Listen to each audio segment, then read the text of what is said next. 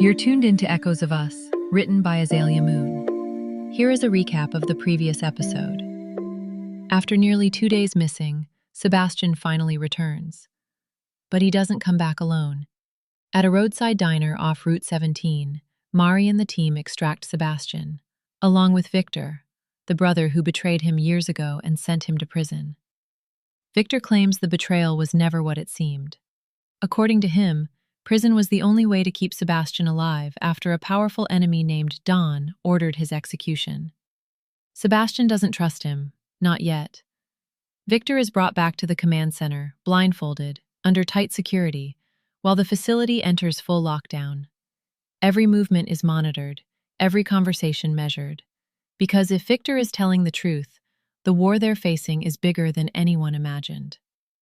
Inside the underground compound, the team begins preparing for the next phase. But Sebastián is carrying a secret he hasn't told them yet. During his disappearance, he uncovered a truth that could change everything. A truth tied directly to Camila's past. Because the woman she mourned for years, her mother Angela, is alive. And the moment Sebastián finally walks back into the house, the weight of the past 2 days crashes down around them. Camila runs into his arms, overwhelmed with relief. For a brief moment, the danger fades. But Sebastián knows the calm won't last. Because the next battle isn't against kidnappers or conspiracies. It's the conversation he's about to have with Camila. And the truth he's been keeping from her may be the one thing that tears them apart. And now, Season 2, Episode 5. Morning doesn't arrive gently. It slips in like a lie we both agreed to believe, soft and warm on the surface, hiding everything waiting underneath. For a few fragile seconds, it almost feels like peace, until I remember what today demands. When I finally open my eyes, the first thing I notice is the smell of breakfast, the second, the sound. Soft R&B drifting through the house speakers, something old school and velvet smooth, like Anita Baker on a slow, lazy Sunday. For a second, I think I'm dreaming. Then I remember, I don't dream that nice. I blink at the clock on the nightstand. 6:04 a.m. 12 hours of sleep. 12. That's a record for me. My body must have finally forced a shutdown. Camila's still next to me, sound asleep, tangled in the sheets, her face half buried in the pillow. Peaceful. I sit up quietly, rubbing the back of my neck.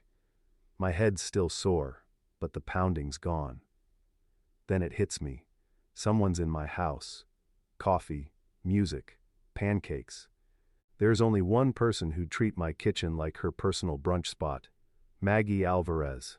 It all clicks at once. I was supposed to pick her up from the airport the morning I got snatched. I mutter under my breath, "Oh boy, Maggie." I grab a pair of sweatpants, pull them on, and head toward the door. If she's been here all night, I'm about to find a crime scene made of flour, eggs, and opinions. As I reach the hallway, Bruno trots past me, tail wagging, which confirms it. Someone's in the kitchen, and he's already been bribed.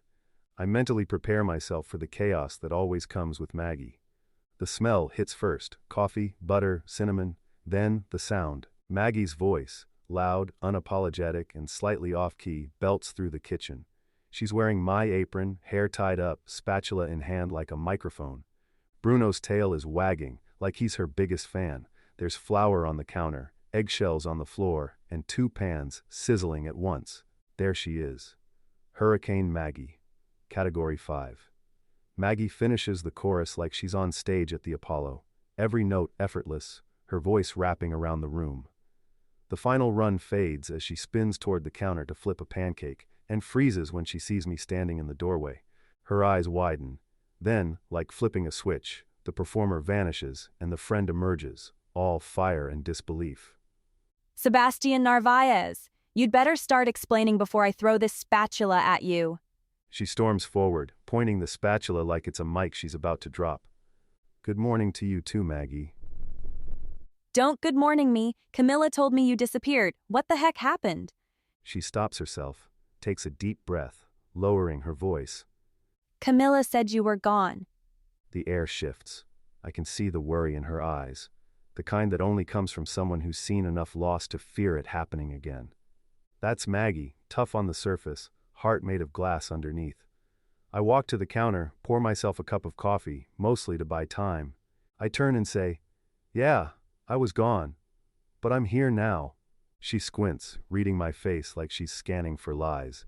Gone where, Sebastian? You look like you've been through a battle only the Lord could have carried you out of. That lands deeper than I expect. She says it with conviction, not drama, but faith. Bruno barks once, like he agrees. Let's just say things got complicated. I'll explain soon, I promise. But right now, I'm just trying to keep things calm.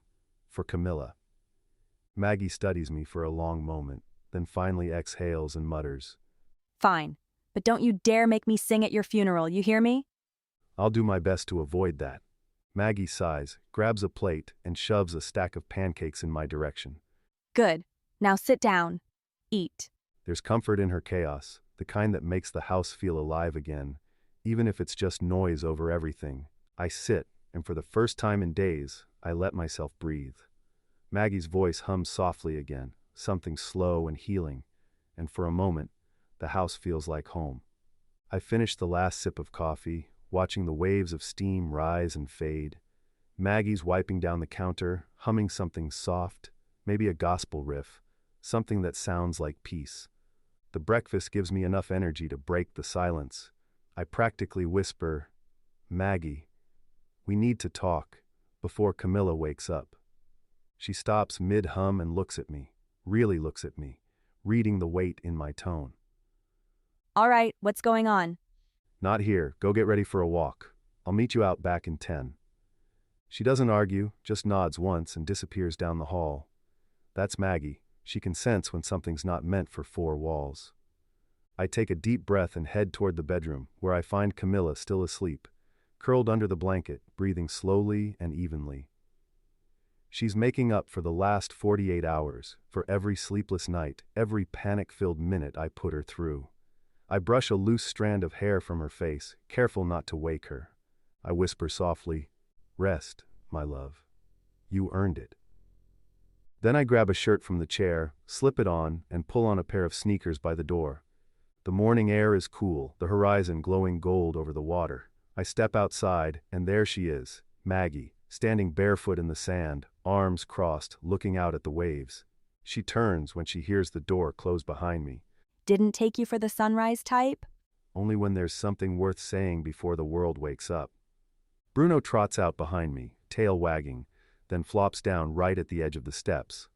I walk toward her, the sound of the waves filling the silence between us. The sand is cool under my feet, the horizon stretching wide and pale gold. Maggie and I fall into an easy rhythm, quiet steps, waves crashing low and steady. For a while neither of us speaks. Then she glances at me, sensing the storm behind my silence. All right, Sebastian, I can practically hear the storm in your head. What's going on? I slow my pace, staring out at the water and say, "I don't even know where to start." Start with the truth. The truth. It's heavier than the ocean in front of me. I inhale deeply and tell her, "Angela's alive." Maggie stops cold, turns to face me. Camilla's mother? But how? Sebastian, she's been missing for over 20 years. Everyone thought she was dead. I know. I didn't believe it either, but it's real. She's alive, and somehow she's been watching over Camila this whole time. Maggie blinks, stunned. Oh my. All these years? I kick at the sand, trying to organize chaos into sentences. She disappeared because she was running from someone, a man named Don, the same one tied to Jorge's death. Maggie's jaw tightens. Who the heck is Don? And why does that name sound familiar? He was part of Jorge's old circle, powerful, dangerous, the kind of man who hides in plain sight. He got close to Angela back when her marriage was falling apart, and when she tried to leave him, he made sure she never could. Angela's been hiding from him all this time, and apparently my abduction was her way of getting to me. It was supposed to be a meeting, not a kidnapping. Victor was there too. Her eyes widen again. Wait, your brother was part of this? Yeah, we'll get to that in a minute. Angela explained that Don took her the night she tried to leave him, kept her doped up, locked away, surrounded by guards. She spent years trapped in one of his properties in the Dominican Republic. 2 decades of isolation, Maggie. No contact, no freedom, nothing. Maggie's hand lifts to her mouth, eyes wide with grief. What kind of man does something like that? And all this time Camila never knew. The kind who builds his empire on fear and addiction. He kept her locked away for years, drugged, guarded, isolated. She was his prisoner. When she finally sobered up enough to try to reach her family, he found out and moved her to one of his compounds in the Dominican Republic. She spent 20 years there. 20 years? She had 2 kids with him. One of them, Tony, helped her escape 3 years ago. They've been in hiding ever since, in Europe, until now. Kids? Yeah. Camila has half-brothers. The one I met, Tony, is in his early 20s. Smart, calm, and a lot more capable than I expected. Maggie exhales slowly, trying to wrap her head around it all. So she's alive, she's got other kids, and she's been hiding from the devil himself. And now she's back in the picture? Back. And she wants to make things right. Or so she says. God still had a plan for her, Sebastian, even through all that darkness. Maybe. But now she's back. And she wants to make things right. For Camila. For Jorge. And maybe even for me. And Victor? Yeah. Turns out he's been tied to Don for years. Claims he was forced into it, claims he's trying to undo it. Maggie studies me quietly, her voice steady but edged with disbelief. You sure you can believe any of them? I don't know yet. She gives me a look that's half skepticism, half prayer. You've got a lot of forgiving to do, don't you? Forgiveness. The word hits harder than the waves against the shore. I nod slowly, eyes fixed on the endless line of the horizon. Yeah, and before I even think about that, I have to figure out how to tell Camila that her mother's alive. Maggie places a gentle hand on my arm. Then tell her the truth, Sebastian. But pray before you do. God's been protecting that girl for a long time, and he'll protect her now, through whatever comes next. I nod slowly, staring out at the endless water, waves catching the light like shards of glass. Some truths save you, others drag you under. And I'm about to hand Camila both. The sky's brightening now, pale gold spilling across the waves. We're walking slower, less like we're chasing answers, and more like we're trying not to drown in them. After a long silence, I finally ask, Maggie, did Camila ever talk to you about her mom? About the day she disappeared? She sighs, pushing her hands into her hoodie pockets. Not much. You know Camila. She closes off when things cut too deep. What she did tell me was that back in 2001, her dad told her Angela had a family emergency. Said she had to leave for a while, but she'd be back as soon as it was resolved. I nod slowly, the memory pulling at me like a tide. She waited for her, Sebastian, for months, asking Jorge every other day when she was coming home.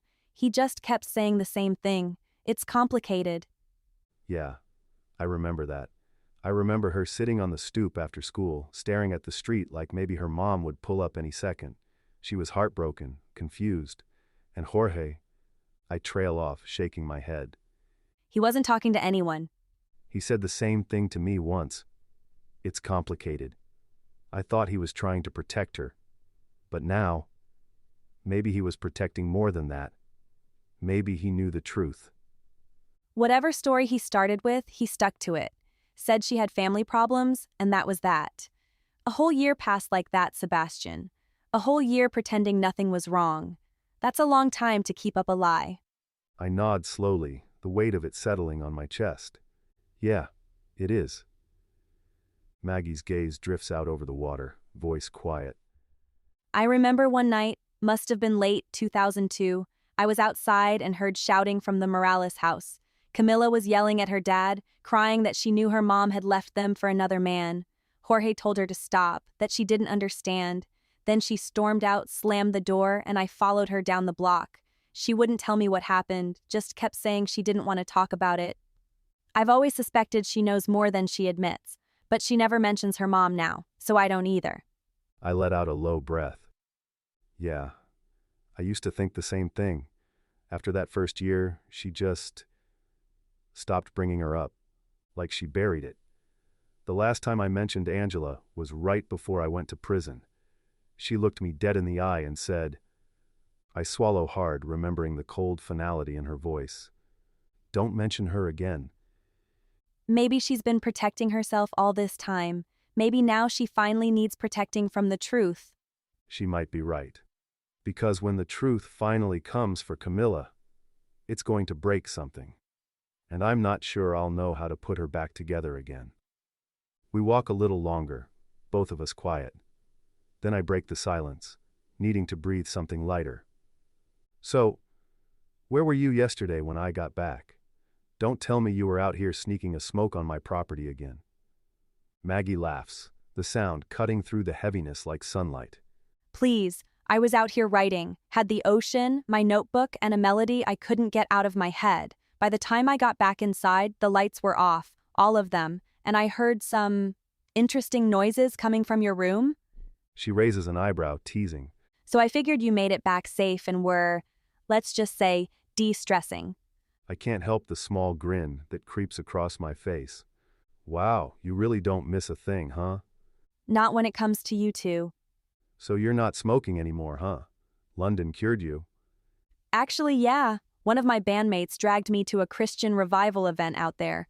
I walked in just for the music, and walked out reevaluating my life choices.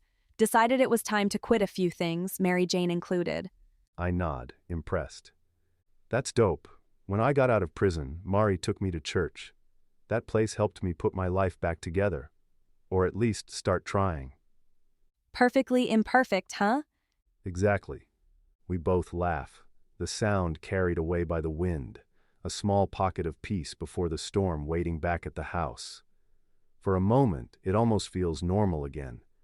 Just the beach, good company, and a second chance I don't plan on wasting. That's it for this week's episode of Echoes of Us. But the story is far from over. New episodes drop every Thursday, so be sure to follow, subscribe, and never miss a moment. Thank you for listening and being a part of the story. Your support means everything.